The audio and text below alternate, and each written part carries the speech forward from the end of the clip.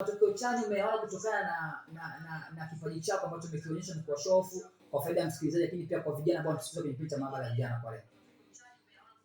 Kwa hatua niliyofikia sasa hivi angalau kidogo unaweza kusema mafanikio kidogo yanaanza kuonekana. Kwa sababu kuna baadhi unakuta mtu anakuita kwenye sherehe.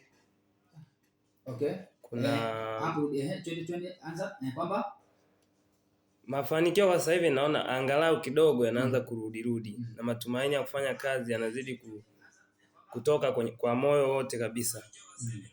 Kwa sababu saizi unakuta hata mtu anakuita kwenye kazi yake, bana Masuboy njoo niimbie kwenye sherehe, unitungie nyimbo ya sherehe, unamtungia, anakupatia chochote kiasi.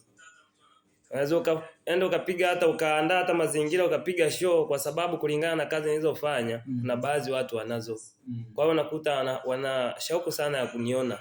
Kwa hiyo unakuta unapoweka bango tu mtu naye anasema kweli anitalenga. Kipaji kimelipa.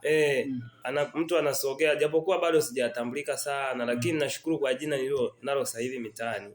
Angalau kidogo nipatia hata wepesi wa kuandaa show. Mtu unashangana kupigia simu, bana Masuboy njoo tutembelee na sisi huku show. Unamwambia bana changamoto ni fedha, changamoto muziki, changamoto usafiri, vifaa vya kupigia show. Basi inakuwa hivyo, lakini unamwambia nikipata, yani maana kwamba ukipata tuseme labda changamoto kwenye muziki, unakuta labda ni vyombo vya muziki, yani vya muziki hiyo. Na usafiri ndio changamoto za wasanii wengi sana. Wasanii wapo wengi na wameiti, lakini vifaa vya kazi ndio changamoto. Kwa kijana bado kusikiliza muda huu hapo kwenye cha maabara ya vijana, tuko na mada mezani kwamba niko na magani pia kipaji au talanta inaweza kumnyanyua kijana kiuchumi kwa namna moja au nyingine. Unamshauri nini kijana ambaye pengine ana kipaji lakini bado anakatisha tamaa, naye anakata tamaa? Watu kama hao pengine kijana kusikiliza muda huu, unamshauri nini? Mimi namshauri asikate tamaa. Unajua kitu unapokuwa nacho moyoni au kinapokuwa damuni, utafanya juu chini ili malengo yako yatimie. Na kweli ukikuta labda kuna wale unakuta anaenda kufanya muziki wa kuiga. Huyo waga ni changamoto.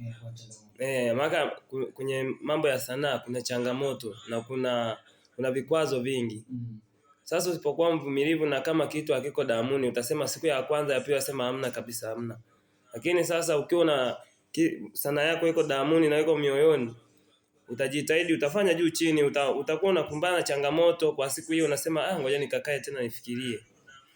Ukishafikiria tena baadaye ukishapata tena kaweni kidogo, unasema ngoja niamke tena nikatoa hata nyimbo. Unakuja tena unajitafuta. Sasa Mungu naye waga mtupi mja wake. Unapokuona unapokomaa hivyo kwa kuteseka, saizi hakuna maisha ya kusema labda utazugazuga upate maisha. Lazima upitie changamoto lazima. Na unapokuwa unatafuta umepata mali hiyo, ukiulizwa labda watu na umekaa mezani na watoto wako, lazima watoto watakuhoji, baba hii mali umeipateje wewe? Sasa lazima uwe na historia, mtoto unamsimulia mpaka hata yeye mwenyewe anakuja kufikia hatua anakuhurumia mzazi, anasema baba kweli kumbe ulipambana kwenye huu muziki. Pole sana. Umetoka mbali sana. Sasa wewe umepiga sanaa siku 2-3 unategemea utoboe, ni changamoto uweze. Na mali yoyote sio kwenye sanaa tu. Hiyo utafutaji mbalimbali lazima usote ili upate mafanikio.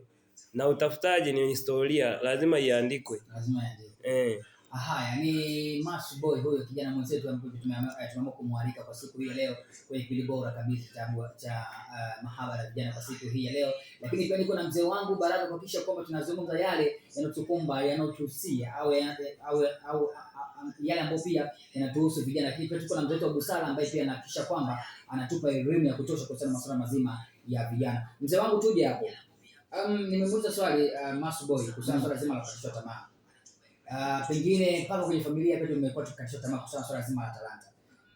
Hii inatokana na nini mzee? Labda unajua watu wengi tulio nao, unasikia? Watu wengi tulio nao duniani na karibu wote wanafikiri tunafanana.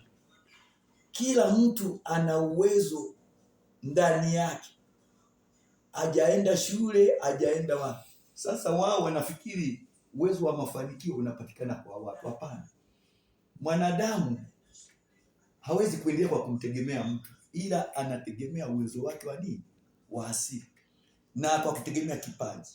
Wanasema kipaji kinaenda na matukio. Kinaenda na nini? Na matukio. Kwa mfano sasa hivi ukienda kwenye matukio mbalimbali kama mahafali, harusi ama misiba, yaani watu wanaimba na nyimbo zinazoendana na nini? Na tukio lenyewe. Lakini hii mitindo ya kutumia, kwa mfano mimi ninachofurahia kipaji. Wale mnaowahi kuhudhuria, ndio nasema muhudhurie matukio ya sherehe. Mwende kwenye mahafali. Nenda kwenye harusi. Nenda kwenye misiba. Yaani ukiona watu wanavyoimba, wasanii wenye vipaji, wanafurahisha mno. Yaani mtu anakwenda kwenye tukio lenyewe, anawataja watu, yaani anazungumzia tukio lenyewe. Kwa mfano ukienda kwenye harusi, anazungumzia maharusi wenyewe na watu wanaohusika, sio tena tukio kile. Akienda kwenye msiba, anamzungumzia mtu aliyekufa mwenyewe. Yaani anaomba tukio na kutunga nyimbo zinazoendwa na wakati. Hayo ndio nini? Yaani kipaji kinaenda na wakati. Lakini elimu ya darasani, kwa mfano unakuta kwamba sasa hivi vitu vingine vinakosa ladha, yaani havina ubunifu kwa sababu hazina vipaji. Mimi namkumbuka huyu daktari Dr. Ben Carson.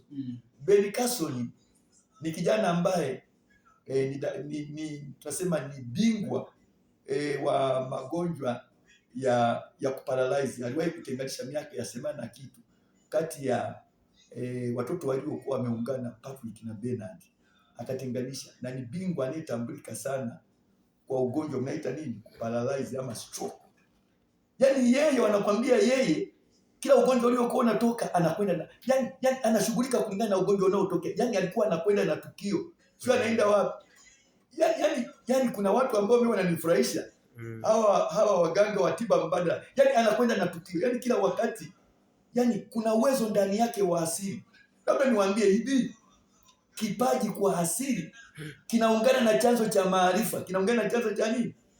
Cha maarifa. Na ndio maana ya kipaji ni uwezo wa asili ambao wengine wanaita ni wa Mungu. Na ndio anakuambia uwezo huo unaongozwa na Mungu. Kila tukio kuna jibu, kila tukio kuna nini?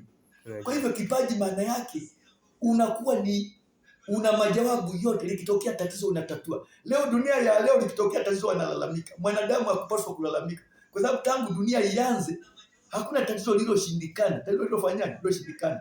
Kuna kipindi mwalimu alikuwa anasema Afrika lazima ipate uhuru. Na kama kuna tatizo lilikuwa kubwa, ni namna ya kuzipatia nchi za kusini mwa Afrika. Pamoja na ubabe na uwezo mkubwa sana wa Afrika Kusini.